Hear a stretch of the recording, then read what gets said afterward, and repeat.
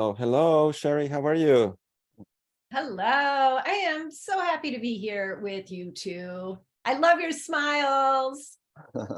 Thank you. And we love you. Your work has really drawn us in. I have to say, it's funny, Sherry. We've never met face to face. And so, but I love how the universe throws us in together and keeps us connected for a long time because we met years ago, like years and years ago. And you've been on your path. You've been doing your thing and you have not given up. So talk to us a little bit about that. The intro kind of was a good way of keeping us up to date of what you've been busy with. And that was kind of the key word that stuck out in my head. You sound busy, like there's a lot of stuff going on for you. So talk to us about that. First of all, thank you. I love being here with you. And if it's okay, I always like to start the same way because my company name is Simply Celebrate. And often people hear that, and people who know me now see me or they hear that name and they think, oh, you must be one of those naturally happy people, bounce out of bed, balloons in the closet, confetti everywhere. But I always like to start by saying everything I do grew out of a history of depression and anxiety. And I think that's really important to talk about. Interestingly enough, on your last episode I listened to of your podcast, you were talking about that vulnerability of when we're honest about our lives. And that really touched my heart because I don't want anyone to ever think, oh, some people, well, maybe some people are just lucky enough to have that positivity they're born with. But for me, it is a moment by moment practice. And so I just think that out of everything, that's the most important thing I could say is that joy, celebration, love, they're practices. Yeah, and I think I've actually picked that up from you, like in your posts and stuff. And it's kind of what has not only drawn me to you, but has kept me with you in terms of like just paying attention to what you're doing, because that's what I can relate to. I can relate to not just it's the efforts to raise our vibration, not the fact that we've reached this somehow higher frequency and now this is where we reside and we can just wave at everyone else and inspire them to come up there, right? Because it doesn't work like that. Oh, Mark, I love the way you just said that, right? It does not work like that. And thank goodness, right? Because to me, so much of the joy is exactly this, right? Like getting to talk to people like you guys who are on this journey and who really are willing and able to talk about, that it's not always easy, but that we do it because it's worth it. Right. Definitely. Yeah. This morning, and I love to do my morning walks, and I usually connect with the nature, and there is one standing place where I usually walk, and then I stand and meditate, and there is a beautiful two old trees. So I'm taking my Trinity position within them. And this morning I was like, okay, let me talk to the trees. Let me see what they have to say. And they're old trees. And they're like, what I perceive from them was like, look, they cutting or branches, they shaping us as they want. They trying to make us conditioned way how they prefer us to stand in here. But it didn't change our personality. It's just the process of our life. We didn't change. We still growing. We are who we are. And this was like, wow, yes, this is what happens with our life. They trying to shape us in certain way, but we keep our personality and we keep expanding as we can from that position where we stand. So it reminds me what you started with, right? And that is so beautiful. First of all, the fact that you're talking to the trees, I'm 100% more here right now, just because you said that. I love that. But you're right? That there are so many influences and conditioning and ways that the world or our culture or people in our lives may want to change us. But you guys talk about alignment a lot, which I love, right? But when we stay aligned with ourselves, whew, that's where it's at. Right, definitely. Well, first of all, thank you, Agris, for reminding us that. And Sherry, we are trying to normalize talking to trees on this podcast, and birds and whatever else you can come up with. Right? You'll love this. My spiritual teacher, Sherry Huber, one of our practices is that, and I do this as I walk too, is to stop, not just trees, but flowers or plants, and ask, or to say, I love you. Do you love me? And they always say yes. They always say yes, right? Because they're life. And it's such a beautiful, affirming practice to get out of this. I'm doing that, the voices in the head, Right. and to listen to life, which is what I think you're saying. Wow. I mean, I never thought about that before. I never thought about allowing them to admire us. That's sort of a completely different way of looking at things. Oh, they do, right? Because I mean, we're all the same. We're all one. It's Right. really, but I think it's a way of, at least in my experience, when I'm taking my morning walks, it's my way of aligning and remembering, that we're all the same essence of life and love. Right. That's true. Yeah. I mean, you're right. It's consciousness, right? And it's in a blade of grass, and it's in us, and it's in the birds, and wow, that does take us out of ourselves. So you learned that from your teacher. Like, where does that show up for you in your day to day? Like, do you really feel like you spend a lot of your time communicating to nature or like things around you? Yes. I would say that, fortunately, having been led to meditation, which is kind of what saved my life 30 years ago when I was in that suicidal place, meditation led me to this place of really, truly understanding that life comes through us. And just like you guys said, right? It's everywhere. And when we're listening, when we're asking, paying attention, that wisdom is coming through. I would say that's probably my greatest practice, because that's where I get, this happens to be constantly. Someone's name will drop in, send them a card, tell them why you love them now, do it now, or send this book to somebody, call this person now. It's, the connections are there. We have to hear them. Right. And isn't it that if we say, I love you, it instantly saying, I love myself too. Right, Agris, isn't it? Like, that is, to me, the secret formula. That it's like, I don't know why everyone's not just like, jumping out of their seats with the excitement to love people deeper and to, push the boundaries of love, because every time it fills us up first. It's just like, it's an unbelievable system, Yeah. Love them who they are, or not as you prefer them to show up for you.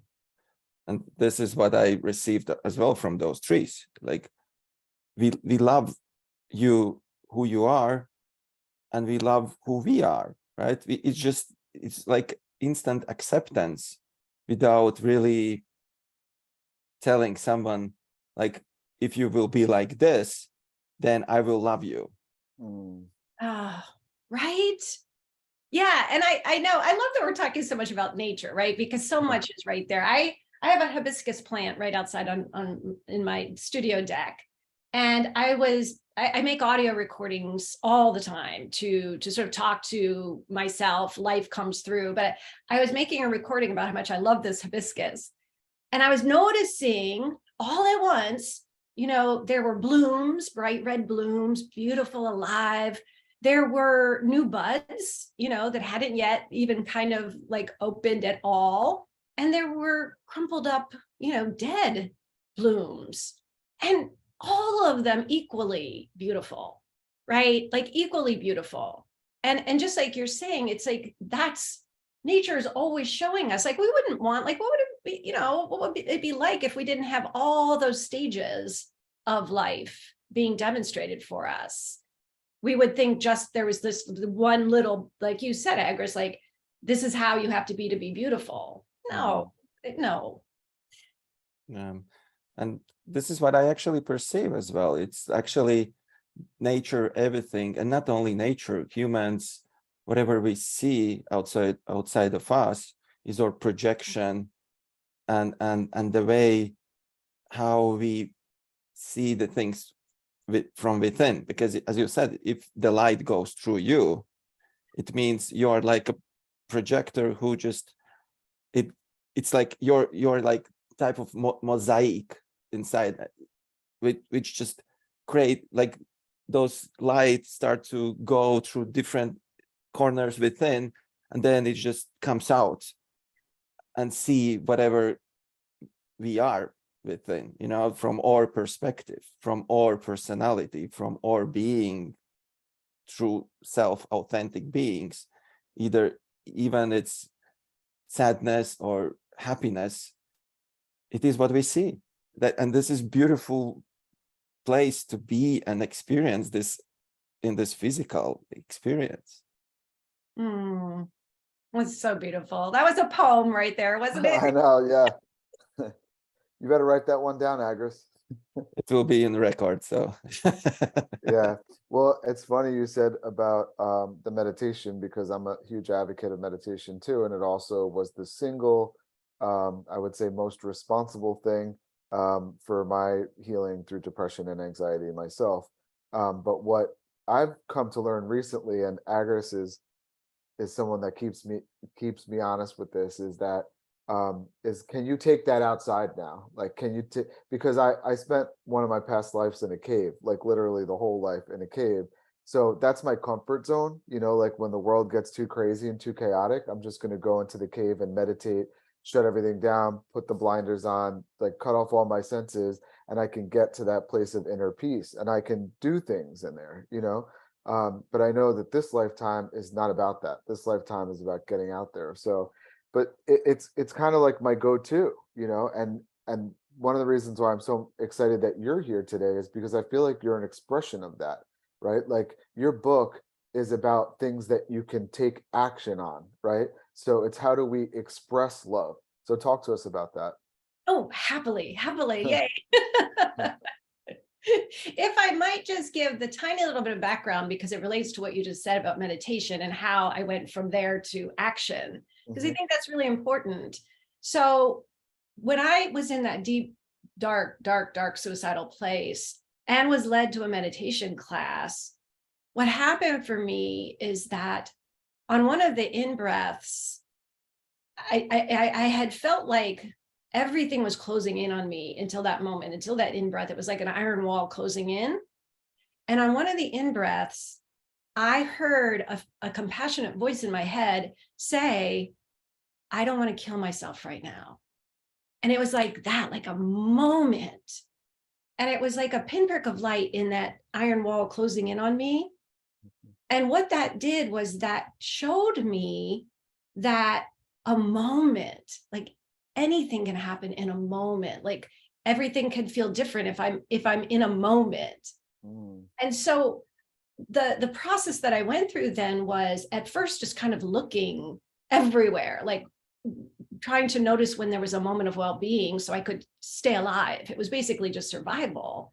Then I learned like, oh, I could create those moments of well-being, right? I could, what I call pinpricks of light, I could call a friend, or I could walk outside and touch a tree, right? Or I could pay attention to the taste of lime. But then, and this is to me what you're talking about, Mark, and what you're asking, the third process for me, and this took years, right, for all these practices, but the third was when I became, connected enough to myself and to these celebration practices that I was able to get out of my own head and look around and see there are a lot of people in the dark, right? Like when I was in it myself, I couldn't see past my own life or my own suffering.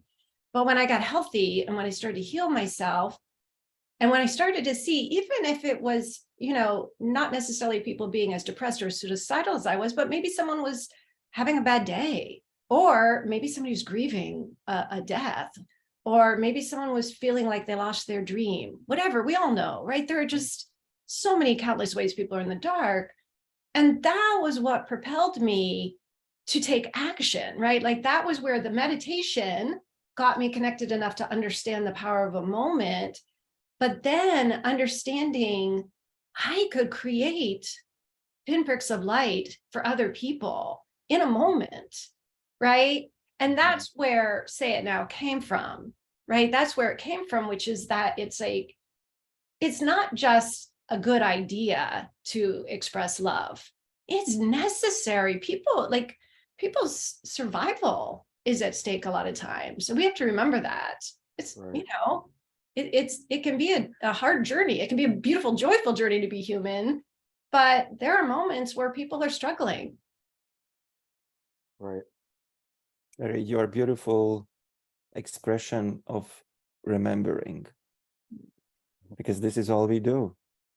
We try to remember, and thank you for that, to bringing this out, to go through that experience in early ages of your life, and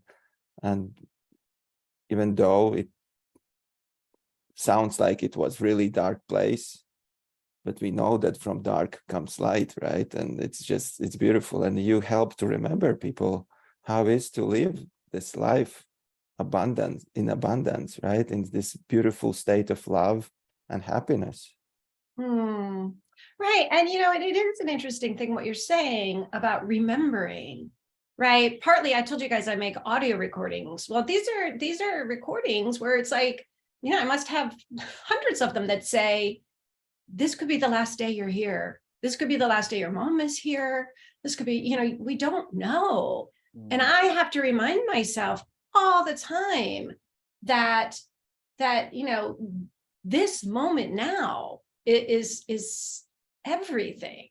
And that's why Say It Now, right? It's like, that's also the title of that book came from going to funerals and people share these most beautiful stories. And I love that. I've always loved the stories of impact and appreciation and the beauty of the human spirit.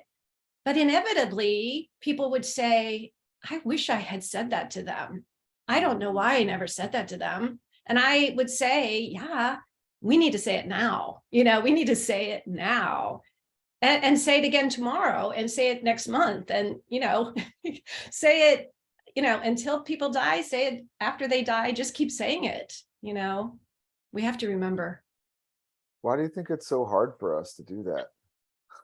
Mark, right? Isn't that the question? Why? I think, and as a meditator, I'm wondering if you feel this too. I think that for whatever reason, we're not brought up in a culture of pausing or stopping, slowing down, reflecting, just being, and I don't know why that is, because to me, that's been so important that it's like when I stop, whether it's, like Agris was saying, you stop in front of a tree, or whether you stop to meditate, or whether you take yourself on a retreat where there's no Wi-Fi or, phone, then it's like life reminds us. But it's like we have to be quiet enough to hear life. And wow, is it super noisy out there? What do you think, Mark? I'm lost in your words right now. Agris, do you have something to say? And then I'll chime in. Oh, like I just can add this, like we are being of transformation, right? It's all about transformation. It's all about mutation. It's like every day starts from 0-0, right? Score, like as a sports game, always starts from the 0-0. But we come from the background of that expansion, It's all about expansion. And you can expand only from being still. That means you can expand from being quiet and listen and remember. And that is the posture of, like, that's why people relate to the Buddha posture, right? Because it's being still. This is where you actually connect and listen. That's what I got. I love that. I love that. And for me, what dropped in when you said that is that I think that, and this was certainly like a lot of my depression was that illusion of being a separate self, that illusion of the importance of I, me. I'm so depressed, blah, blah, I'm not living up to my potential. Like what all of that stuff was keeping me from hearing that bigger, right? Like that bigger truth of life. And I think that's part of it, is that back to your question, is it's like we forget how essential love is, because I think I got lost in that ego, like busy, everything is circulating around me kind of world. Yeah. And I think to answer your question before I gave it over to Agris, was that it's a practice, right? I mean, everything, we're habitual beings. And so if we don't incorporate this into our life in some practical way, then we just assume we're going to do it tomorrow. And then that tomorrow gets put off another day until we find out that someone we really care about is sick, or, or we've missed a big chunk of their life. But it's hard. I mean, it is hard. And that's why I'm so interested in, your book and your work and this conversation, because I feel like it's super important. This needs to be on the forefront of our mind, because we're always chasing, like, and especially like in the spirituality and the self-help culture, like we buy a book because it excites us, like, oh, you're supposed to be happy, or you're supposed to be rich, or whatever. And then you read it and you're like, you're right, damn it, I am supposed to be happy. And then visualize. I want you to imagine what your life would be like if you could be happy. Oh, okay, I could do that. I'm going to sit here and I'm going to visualize, and I see what my company is going to look like and what my house is going to look like. And oh, it feels great. Woohoo. And then all of a sudden you get distracted by life. A couple of things happen here and there, and you get away from your vision a little, and you immediately go back into I hate myself. I can never ever build my dream life. I can't ever have any of these things. It's probably because I don't deserve it. It's and we go immediately back into, like, we are the furthest thing from self-love. We're now in self-hatred. And so my mind is like, all right, what are we doing wrong here? Because we're trying to feel good, and this is getting us further away from feeling good. Meanwhile, at the same time, we're surrounded by all these people that love the what out of us, right? And we're and we're like pushing them away because we're so busy trying to feel better about ourselves. And we're surrounded by nature, and I'm always thinking, oh, I got to bring more trees into my backyard. I got to bring more flowers into the backyard. But what about like the 50 that you brought in over the past 5 years that you don't even see anymore because you're looking at like the next thing you should bring in? So we get tripped up into all of this, right? Oh, Mark, you said so many things, so many important things just there. I loved it. I'm like, so I could feel my energy, like getting higher. But the first thing that you said, you didn't use this word, but choice, right? You said, we have to remember. And the thing is, it is a choice to prioritize what we have, right? I'm going to tell you just the quickest story, if I might. It's like 2 sentences. Please. When my son was 3, it was his birthday, right? And we had a cake for him with the candles, as you do, right, for kids. And he was about to blow out the candles, and I said, make sure you make a wish, And so, he puffed and blew out all the candles. And I said, what did you wish for? And he said, a birthday cake. And that moment, I could still cry. I tell him the story like every month. I'm like, remember when you wished for a birthday cake that was right in front of you? And I do this practice a lot in workshops, wishing for what we have, like if you imagine, and let's just do it if you would, like close your eyes for a sec and think about someone that you really love and really make a wish. I wish I had a son I loved who makes me laugh. I wish I had a mom who is just so supportive and loving. I wish I had a partner that just lights up the room. And then abracadabra, right? Abracadabra, you have that. We have, like you said, the trees. Oh, I wish I had a acacia tree right outside my window, that the little birds sit in. To me, that wisdom that came through my son, I think about all the time. Because if we're starting from that place, right? If we're starting from that place of wishing for what we have and then letting ourselves receive it, our lives are just so abundant. And I think from that comes what you're saying is then there's the desire, for me at least. I just talked about my son and my mom in those last couple seconds. You can bet when I get off of this, wonderful conversation with you two, I'm going to reach out to them. Oh, I was just on this podcast and thought of you guys, and man, I'm so lucky, like that. Yeah. And sometimes we don't take action, and you already said that you are going to take the action for that. That's it, right? Yeah. And a lot of times it's not convenient. So this morning, I knew I was going to be having this wonderful conversation with you, and I had some other things I had to do. I was up at 5, but I still had like a lot of things to do. But in the middle of one thing, my friend Maya dropped into my mind, and it's Maya's birthday coming up, and I love Maya.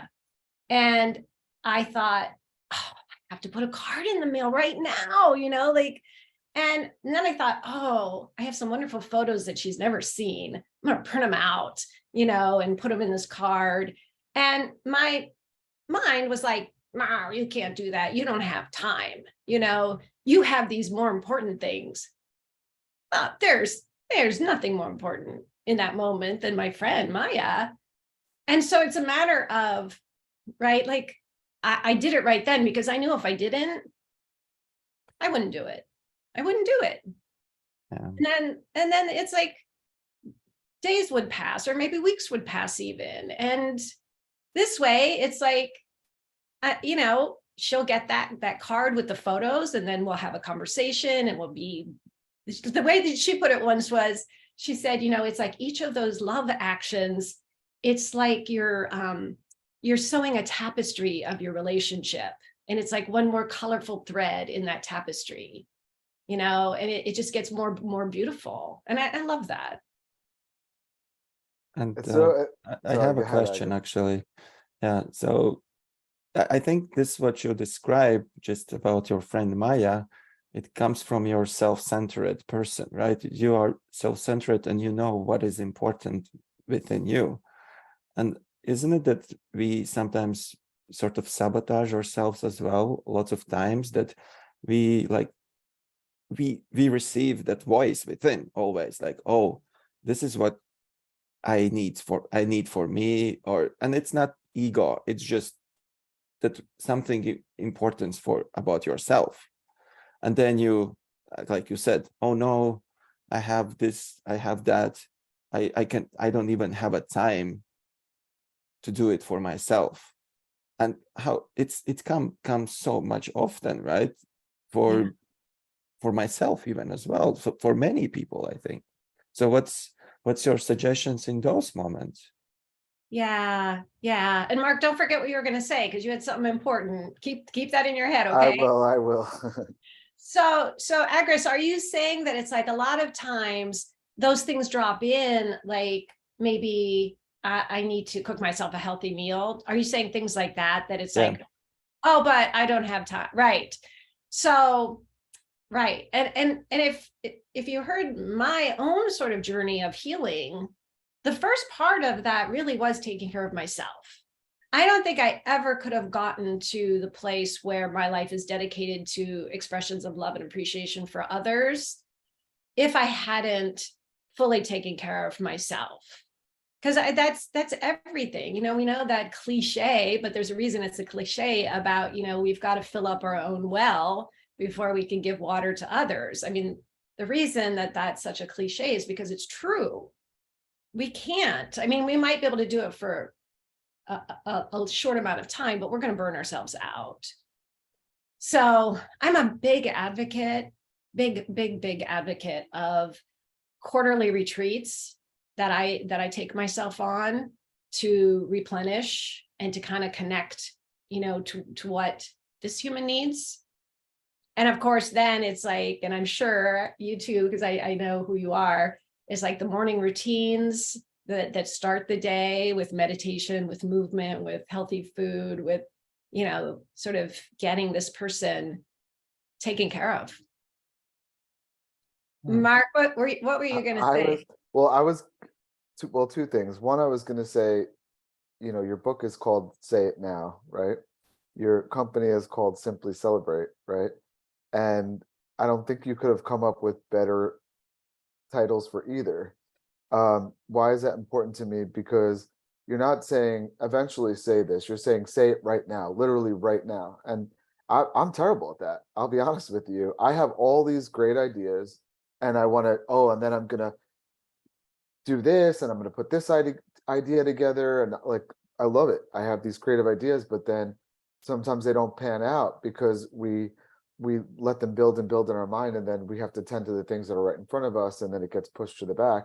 And then again, not to go back on what I was saying before, but it ends up becoming something that hurts us because instead of feeling good about ourselves for like that instinct that we had to do something nice or say something nice in the moment, we've now like let it run away and then gets away from us. And then we feel bad for ourselves because now it's 2 days past her birthday, right? And we're like, oh, shoot, I had that idea. I didn't do anything. And now I feel bad for myself. And then the other thing was what was going through my head when you were talking was, this is so simple. Like, this is literally so simple. This is not, and I love to overcomplicate things. I mean, literally, the more complicated something gets, like the more exciting it is to me. So I'm going back in time, trying to find teachers that didn't even speak the language that we spoke, you know, and now I'm learning stuff that people are channeling about different dimensions that I don't even understand because I'm always hoping to learn more, like to somehow achieve some kind of level of awareness or enlightenment, but then all the same time, something inside of me doesn't feel right, right? And I'm thinking if I reach that somehow, then I'm going to feel right. But everything I've always ever wanted is to feel good. And everything that I need to feel good is already in my life. Oh, Mark, oh my gosh. Yes. My heart was like just, you know, I could feel my heart growing when you were just saying that.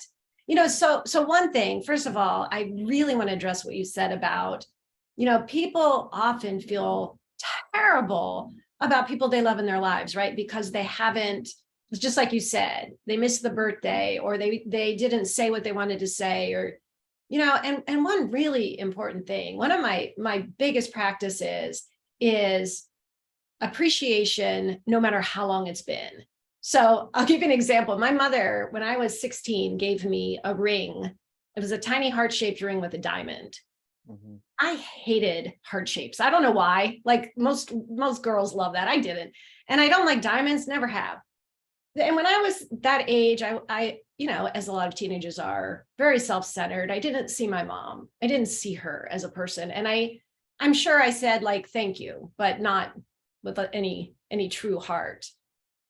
And about 5 or 10 years ago, I found that ring and I wrote my mom a long letter about, I could cry because it's like my mom, she was a single mom. I'm sure that just buying something like that was a huge thing for her. And I wrote her the letter of love and appreciation for that ring. Mm.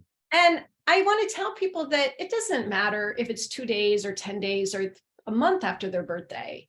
If you think of it, one of my favorite things is a voice note.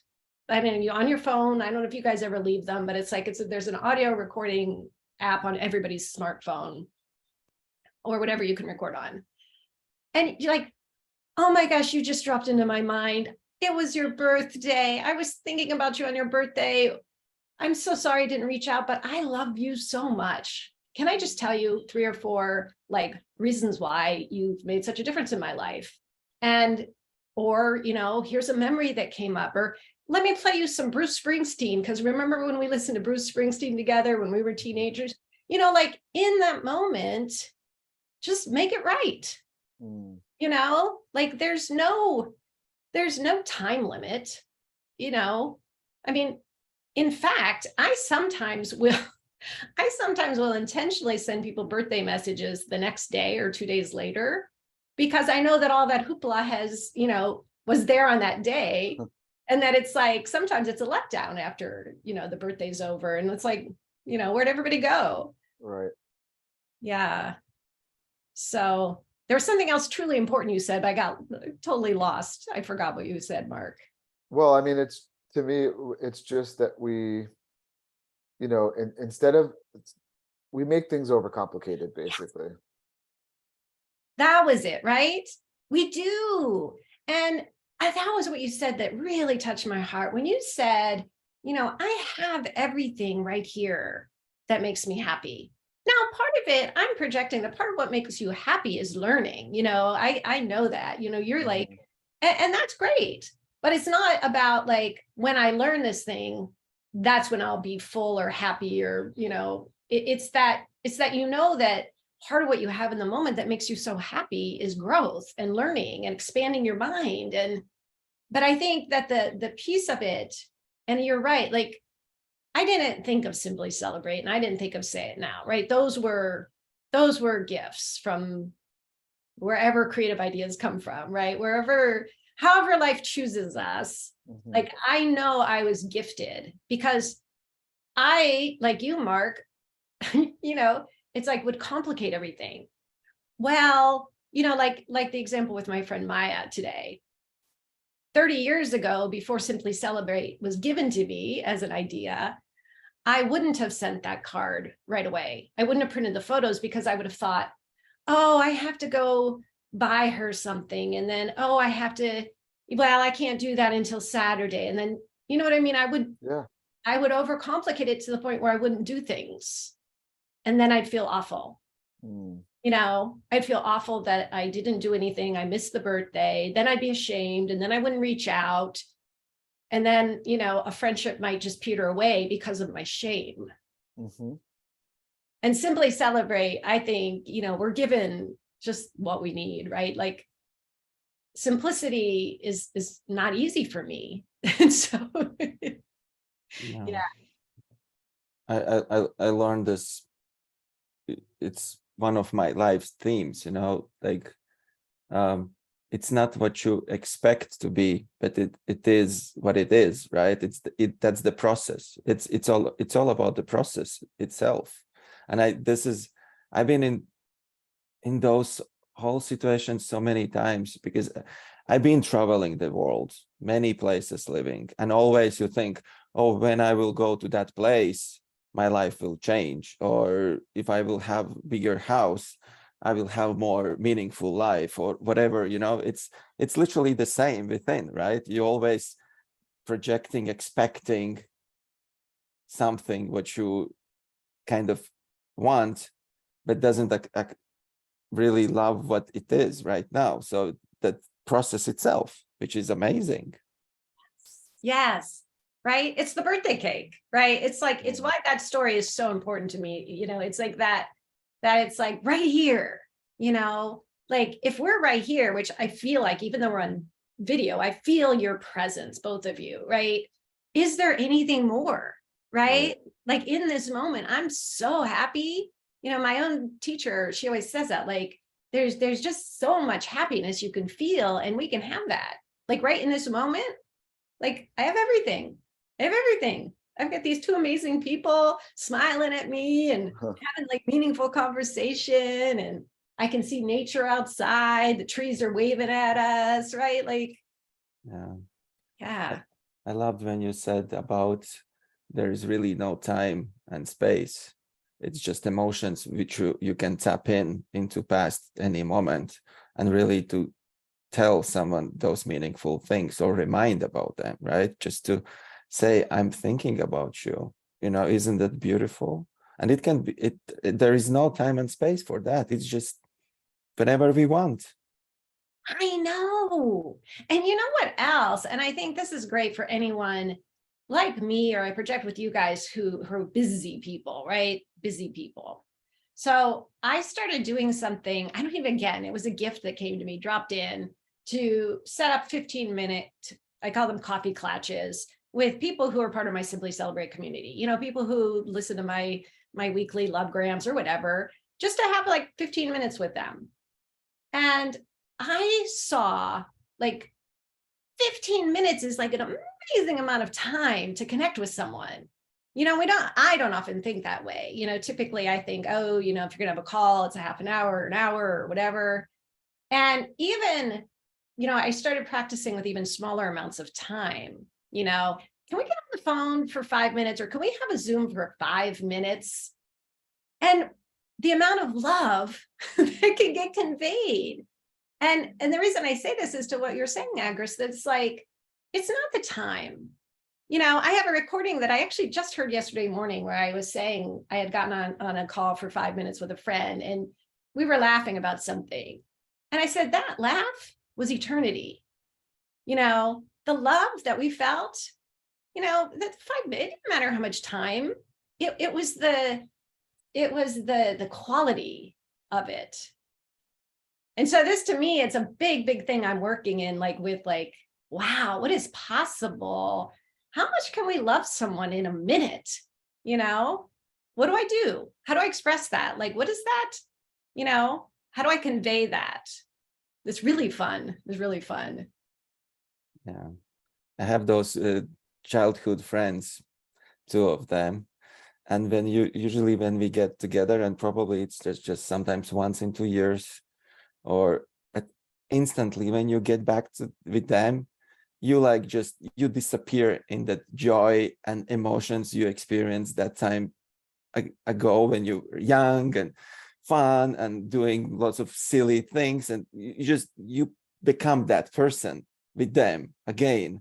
And I love those moments, how you become that person again and think like, oh, now I'm more than 40 years old, I have to be serious. But once you meet them again, it's like, and my wife sometimes says, oh my gosh, you become so silly and stupid with them, Yeah. Isn't it beautiful? I project Mark went to the same place I did, but you could just feel it. You just feel that joy, right? Of the eternal, it is an eternal connection. And I think that one of the things that causes people so much suffering is feeling like that love is limited, maybe because we don't live near those people anymore, or, that person has passed away, or I've lost touch. But just like you said, in a second, you can reconnect to that eternal love and joy. You have my wheels spinning. Tell us, Mark, what are you thinking? I mean, I'm thinking, yeah, how important this is, how Agris and I, when we came together, started having these crazy conversations about super esoteric, metaphysical things that we just both are very passionate about. And we're like, okay, we're spending a lot of time having these conversations. We need to make this into something productive. So that's really how this podcast was born. But these conversations are so impactful because there are things that I need to hear. There are things that I need to talk about. Nothing really. That's how I organize my thoughts, is being able to sit across from somebody and have a conversation about it. And what I've learned from this conversation is that life is a hell of a lot simpler than we make it out to be. And when we feel overwhelmed, maybe that's the time to really simplify things, and start with literally what is right in front of us. And somebody said to me this morning, I was texting with somebody, and they said the word responsibility, and they broke it up into two words. They said response ability. And that was the first time I had ever seen somebody do that before. And I was looking at it and I'm like, responsibility, like the ability to respond. And I started thinking, like, because I feel overwhelmed because we had out of town guests that came to the house and spent the weekend at the house. So I got nothing done at the house. And then Monday is my like to have a million things to do like you do. And then my son, like my kids were about to leave the house this morning and my son decides that he's not feeling well, he has a stomach ache.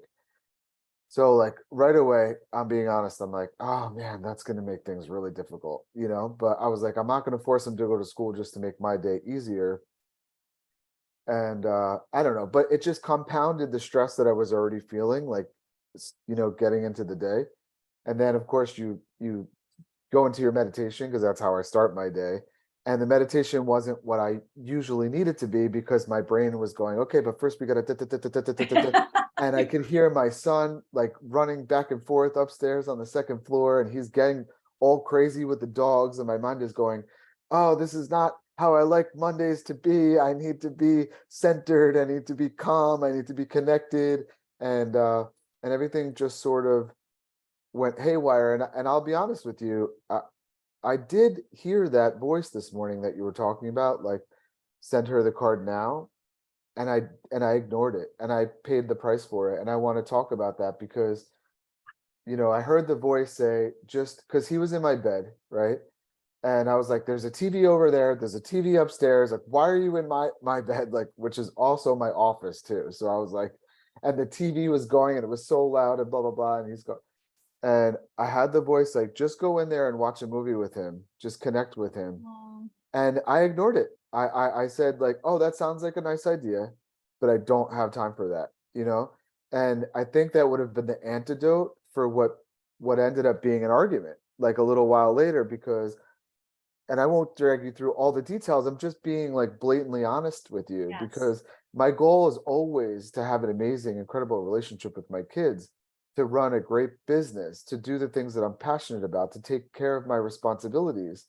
But if we look at the word responsibilities, it's the ability to respond to what is right in front of you. Yes. And the universe, the world, life, whatever you want to say, gave me my son this morning. Yes. Oh my God. And I had the ability and the voice to tell me how to respond to the situation, and I ignored it. And then there was an outcome for that. And I ended up not feeling good about how I ignored the voice. So it's like, Agris and I laugh because we say like, you can invest hundreds of hours and thousands of dollars into amazing teachers that will tell you how to listen to the voice. And they'll tell you, and it will come, but you'll ignore it anyway. And then you'll pay someone else to tell you what you ignore, So you'll find somebody that's more connected. So anyway, I'm just bringing that to the table because it's like this, all of what you guys are saying right now is telling me like, okay, you're searching for these deep spiritual truths, but you're not integrating any of the simplicity into your life. Like you had a plan of how you wanted the day to go. Life showed up a little differently. You had the ability to respond. You even had the intuition or the insight on how to respond to the situation. And you chose to ignore that. And then there's a price to pay for that. It's so simple. The whole thing is so simple. I'm not saying that I'm going to sit here and feel bad for myself the rest of the day. Good. I know that I know how to fix this. Like, I know I can go, by the way, we already did, we reconnected. And you were saying about your son, and how he was 3 years old and he wished for a birthday cake. And then when you said, close your eyes, I got right there immediately. My eyes like welled up with water because, after we got into like a little argument, I'll say, I came into my room, I took a shower, I came out of the shower, and he had texted me, which I didn't even know he had the ability to do because he doesn't have a phone, but he has the watch that he somehow communicated to me. And I grabbed my phone and he just wrote, I am sad. Like that's what he wrote. And I was like, are you kidding me? Like I did that, and I felt horrible, obviously. And I went and I had a conversation with him. And to him, it was like a 2-second thing. He needed me to know that I felt sad. And he's like, and I said, and he said, I'm sorry. And I said, do you know why you're sorry? And he's like, no, I don't really know why I'm sorry. And the reason why I asked that question was because I don't ever want him to say like he's sorry because he thinks that's like what I want to hear. I just want to know, like, maybe you're not sorry, and that's totally okay.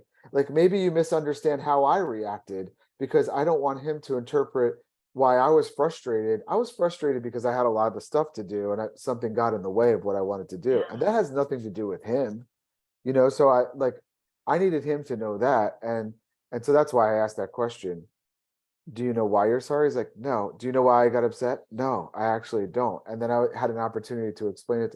So anything, everything worked out and everything's fine, but I bring it to the table because everything that you're saying is like, wow, this is all playing out. Like, I don't have to sit and try to figure this out, because it already played out. It's not even lunchtime here, and I went through all of this, you know? Well, and Mark, what is so beautiful to me is that I'm seeing when you're telling this story, like in some ways we can't go wrong, right? Like, so yes, you did see what happened, and maybe there'd been a different outcome if you had listened to that intuition. However, what happened was also so beautiful because we got to hear it, right? Like you're right now, you're that teacher everyone's listening to saying, wow, that Mark guy, man, I should listen to him about listening to my intuition. But Right. the second thing is your son. This is to me what's so beautiful. Your son got a role model of someone who, was able to come back from a moment of sort of losing presence or losing that connection and come back from that and be present and create deeper intimacy from it. Like, how beautiful is that for a child to experience, right?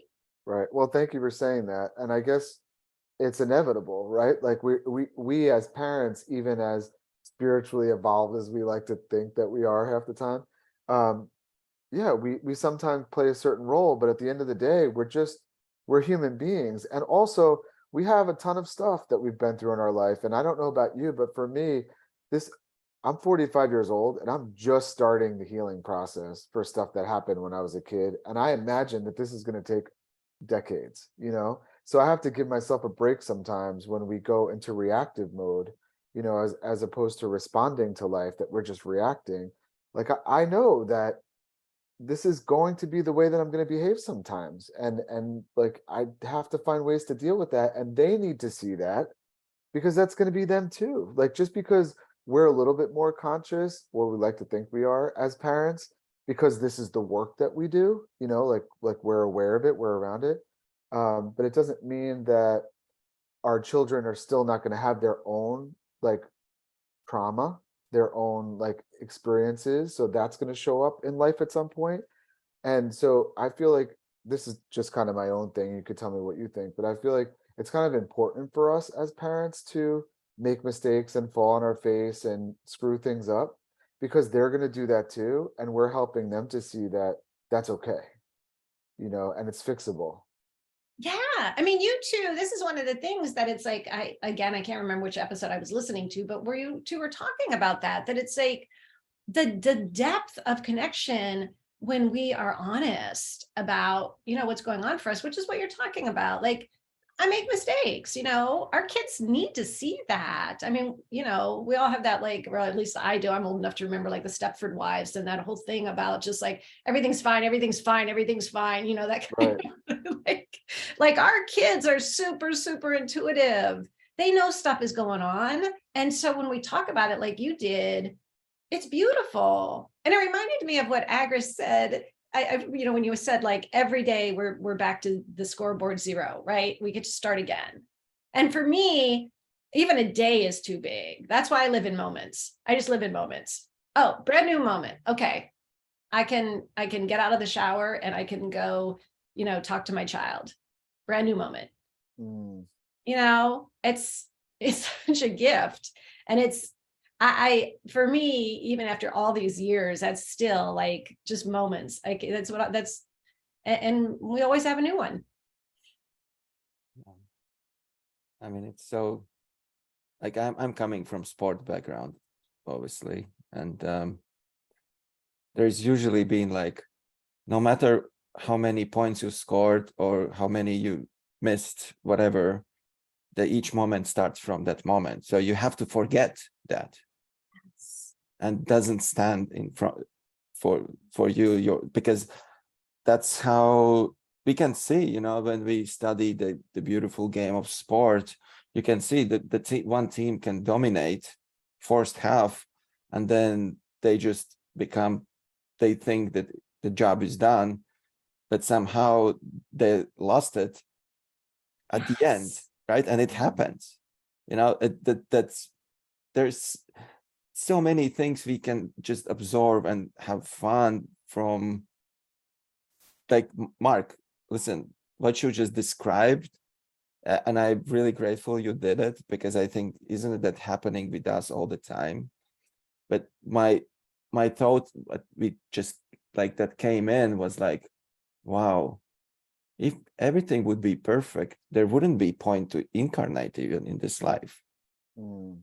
It's like that's the whole purpose, you know, to come and receive those struggles, those triggers, those fears, all of that, just to go through the life and have fun with that. And it's good that you are giving, me are giving, like Sherry is giving to their childs those triggers in a sense as well, right? Because that's amazing, because it gives them opportunity to go through the life and work on that, because otherwise it wouldn't be even purpose or sense to live life.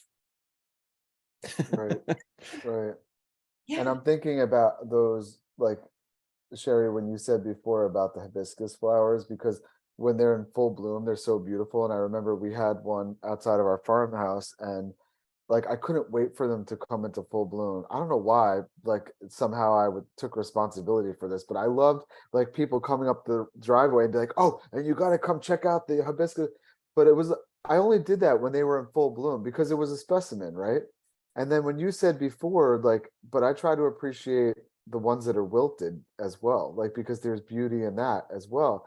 And it was like when you said that, I was thinking, I never did that. I always tore them off Oh, quickly, you know what I mean? So that when people could come, they could just experience the beautiful ones. But that was indicative of how I lived my life, because I did grow up in what you described as the Stepford Wives mentality, was that everything, as long as everybody thinks your life is perfect, then it must be so. And I as a child grew up in that, and it was very confusing because I knew that things were far from perfect, but I was trained into like putting on that facade, you know? And by the way, everything came crashing down throughout my life. Like every single facade we put up came crashing down in the most beautiful way, because those all became the jumping off points for a lot of things in my life and for everyone in my family, by the way. But that that was very much how I lived my life. Like take off the dead flowers quickly before somebody sees them, and then call their attention to the beautiful ones. And when you said like, no, you know, let's try to appreciate the wilted ones as well, you know, that stuck with me. And then when I think about, you know, raising my children, and that's why, you know, I felt it was okay to tell that story, because that was a wilted flower, yes. you Yes. know? Right. Oh, right. Right. Oh, I love this so much. And I just have a quick story about I was getting my hair cut recently, and I love the woman who cuts my hair. She's just beautiful soul. And she said, "Oh, you have such nice teeth." And I immediately closed my mouth because I have crooked teeth. And I've always been a little bit like shy. And I said, "Oh, my teeth are crooked," instead of saying thank you. And Mhm. she said, I love this. She said, "I love crooked things. I love broken things. I love animals that are missing a foot." Like she just had this whole beautiful list of broken, crooked things she loved. And oh my God, I just started crying. It was so beautiful because we live in a world where, like, as much perfect things there are, there's crooked teeth and there's broken bones. And I loved her joy. And I think until the day I die, I'll remember that. I love crooked teeth. This is so Wow. great. Yeah, and that's a perspective And when you have a perspective like that, then it allows you to see the beauty in those crooked things. And when you're telling that story, it was reminding me of, like, my daughter called to my attention the other day that there's a filter now on Instagram. I forget what it's called, but it makes whoever is like looking at it, makes them look like a supermodel or something. Like, it changes your features in such a way where, like, it makes them empirically better looking. Anyway, I looked at this thing and I was like, this is so dangerous. This was my perspective. Maybe I'm projecting, but I was thinking this is so dangerous because my wife came home that day and I was like, look at this. And she's beautiful, and she like put it on, and then she's like, oh my God, like getting all excited, like, I didn't know I could look like this. And then she put it down, and she's like, oh, like she looked at the mirror and she was like, oh, and I was like, oh my God, that's so dangerous, because that's like taking something that's already pretty and trying to stretch it into something that it's not, and then taking that away and then making them feel like not okay with where they are. And so is there a way, Sherry, that we can create a crooked app, where like where we're able to look at, like, create our own filter, create our own lens, so that we're looking for the beauty in those crooked things Oh, instead of the opposite? Because, like, isn't that all of life? Like, I mean, it's ridiculous. To me, it's ridiculous when I think about, we want to look younger. And we all fall into this trap, like, in one way or another, right? Because whether we like it or not, we're aging. Our face is changing, our body is changing, like, everything about us is changing. And so the question is, like, is it just a filter that we need to adopt, like, put into our own head so that we can? yes, it is. First of all, I love your idea though. I'd love if we could all create an app to do that, but also that is one of the system upgrades I'm trying with myself, because I'm heading into 60, right? And I'm seeing all those things you're seeing, the wrinkles and whatever. And one of the things I'm really literally trying to do is to love it all, right? And I think this, again, thank you, whoever gave me Simply Celebrate, right? Because it's like that expression, I did not think of that it was a life expression, but it's like, celebrate, that we get to be here, another year or a day older, right? And always trying to look through that app. Right. And Yeah, I I think, mean, oh, go ahead, Mark. no, I mean, go ahead. You go first if you remember your thought. Well, I just wanted to say, because I feel like this is a really, really, really important thing about celebration. My idea of celebration, my definition, is being here in the moment, loving what is, right? That's celebration. And I feel like it's one of the things that happens to people. Weddings are the perfect example. You see it with weddings all the time. People want this perfect day, and something happens, the flowers are wrong or the music skipped, and it ruins the day, right? It's like causes so much stress, and there's so much focus on the perfection. And you see that all the time, where it's like, it's not people's favorite day. It turns out to be like an awful stressful day for a lot of people, or birthdays, because they have an idea. This is what a perfect whatever looks like. And man, that is the fastest track to having an awful time, I think. Yeah. Right? It's when we're able to, just like what you're talking about. And that's where I think, again, the Simply Celebrate, it's like, celebrating what's in front of us. We've come back to that. I know that's been kind of a theme today, but it's important, right? It is. Definitely. Can I add as well one story quick, it really, when you said your story, it came into my mind as well, that there was the situation. I was going to expo. It was a 3-day expo, and I met beautiful, wonderful woman who wrote the books, and we had conversation, and her name was Sandy. And I was like, you have such a beautiful name. Think, like, it's sand, it's like you can, from sand, you create glass, mirrors. And she was like, wow, thank you for giving me this perspective. And then we met 2 days later at the same expo, and she said, you know, you change all my perspective, because I always didn't like my name, because I was just like, it's just a sand. It's just a sand. It's like, who gives name sand to people? And when you said that you see in how you can transform sand into something meaningful and beautiful, it just like, now I love my name. And this is how you can think, wow, you know, how you can just transform everything into different perspective. That's it, right? And it's not always easy, right? We're talking about it in the moment. It actually feels easy because we're in this like sacred space right now, right? We're like in this bubble of, I feel a bubble of love right now. So it's not always that easy, but it is always possible. And I think personally, if we ask, you know, hey, life, how could I transform this? Then there's some gentle kindness that always comes through with some sort of assistance. We don't have to do it on our own, I don't think. Right. And I think this is amazing quote to end, right? Because we are about to end this episode. I could go forever. Me too. Me too. My brain is like, ask her this, and then ask her this, and then ask her this, and ask her if she could come back, because there's 10 more questions behind that. Oh man, yeah. Thank Wait, you. what was the quote, Agris? What do we want to end on? That ask yourself, how can I transform this? What do I want to create from this? What bothers me, right? If my name bothers me for many, many years, like, look at different perspective. What does it mean? Or whatever it is, you know, like you said that you were a little bit ashamed from your smile because you think it's something is not perfect. But if you think it is perfect, because you can really use for so many things, right? Right. Chew Right. and smile, and it is actually perfect as it is. And I think that's the quote for me, at least for me. The theme was like, the life, it is what it is, not what we expect to be.